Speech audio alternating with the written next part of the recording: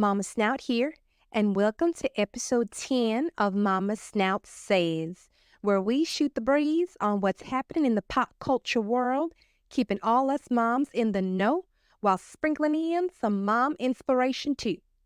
On today's episode, since even more has come out about the Diddy Case legal drama, we are going to narrow down the top 6 celebrities that tried to warn us about Diddy. Now, everything I mention is from public information and my opinion. As of this recording, Diddy Case is innocent until proven guilty. I'm not a lawyer, and all of these acts are currently alleged. Okay, let me fill you in.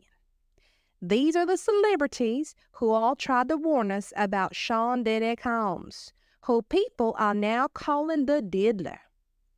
Number 6, Usher.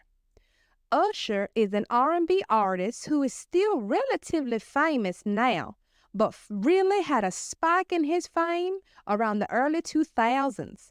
What some folks may not know is that Usher entered the music industry at just 13 years old, and somehow, through a few legal tactics, he ended up living with the diddler for a full year at 13 in New York City in the 90s. He rarely discusses his time with Diddy Case, but he did mention briefly in an interview with Howard Stern that the idea behind him staying with the diddler was for Usher to see the lifestyle. He said he saw some curious things, but couldn't really understand what he was looking at that young age.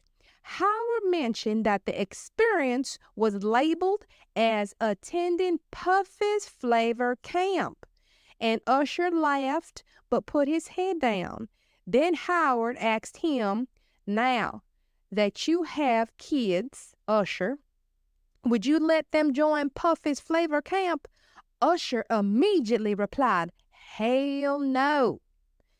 There's a lot of speculation about Usher and the diddler's relationship, and we may explore that more in the future episode, but this was telling enough already.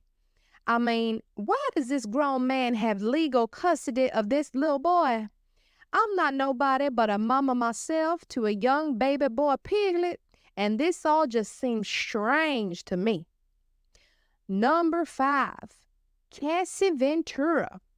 I had discussed this one in a prior video, which I will link in the description, but Cassie was really someone who tried telling us who the diddler was in her very detailed lawsuit.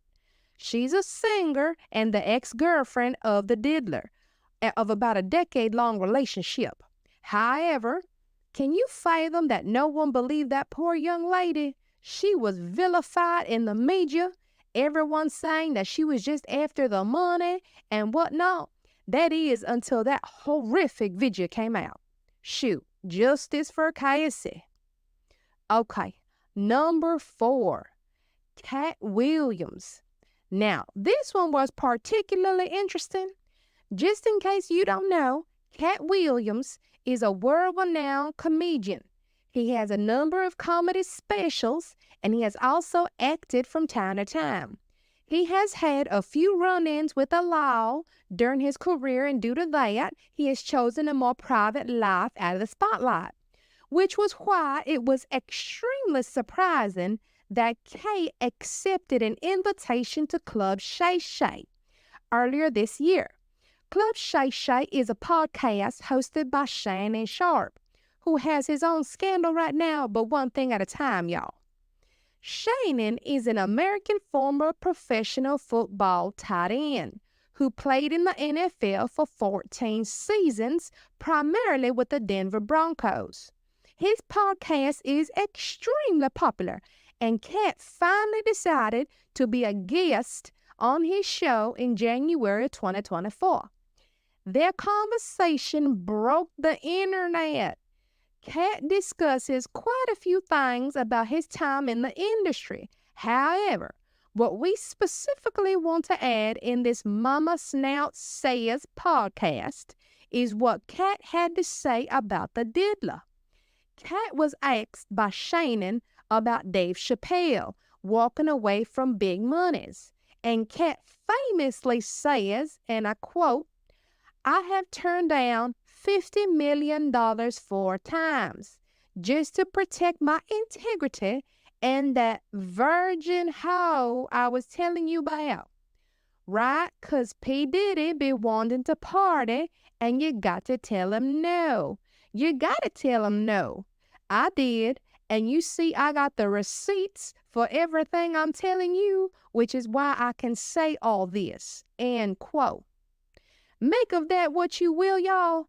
But I think he clearly tried to let us know what was going on. But believe it or not, folks simply chuckled and moved forward.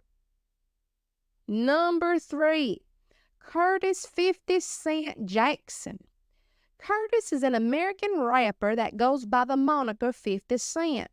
He has become a business mogul in his own right outside of his origins in the music industry.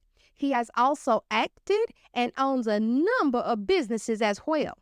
He has had a sort of grudge against the diddler for years. He has been very outspoken, and one of the reasons he feels this way is because of his initial interactions with the diddler at the beginning of his career. See, 50 Cent reveals an experience he had while he was being interviewed by The Breakfast Club, a popular radio show in New York City. To sum it up, 50 Cent says that he and the diddler were at a mutual party, at a friend's party, and the diddler says that he would like to hang out with 50, and why haven't they hung out yet? 50 mentions if he wants to make music together. Thinking that they were discussing business, the diddler continues casual conversation and mentions that maybe they can make music, but what about just hanging out and going shopping? He asked again if he can take 50 Cent shopping and buy him some clothes. 50 was immediately uncomfortable and then mentions to the radio show host that he thought to himself, what is a grown man asking me to take me shopping like I'm one of his women? He used the B word. You get what I'm saying. He was taken aback then, and throughout the years, he has always said that the diddler is an alpha person full of secrets. During the diddler's downfall, there are rumors that 50 Cent is shopping around a documentary on the allegations against the diddler, and it may be on Netflix soon, so watch out for that. Number 2, Wendy Williams. Wendy is an American former broadcaster, media personality, and writer. From 2008 to 2021, she hosted the television show titled The Wendy Williams Show. I love that show, y'all.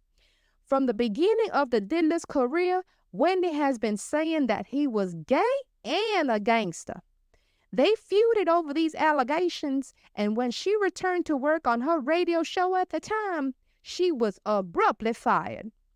There were claims that she was also jumped outside the radio studio by a bunch of women who she claimed worked for the diddler. Their feud lasted up until 2017 when she had him as a guest on her show. It was an awkward interview for sure, but it was meant to show their reunion and no hard feelings. Even so, Wendy has always hinted that something wasn't right about the diddler for decades, and no one took her allegations seriously. Unfortunately, through the years, Wendy has had a severe decline in health, and our thoughts and prayers go out to her. Number 1, Jaguar Wright. Jaguar was an R&B singer from the early 90s. Currently, she has skyrocketed into popularity because of all the industry rumors that she exposed throughout the years. And slowly but surely, they are turning out to be true. She says her work in the industry gave her unparalleled access to certain people and places, and the things she says aren't allegations at all, but facts.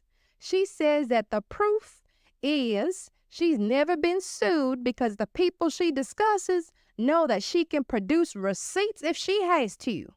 She was the one that started calling him the diddler, too.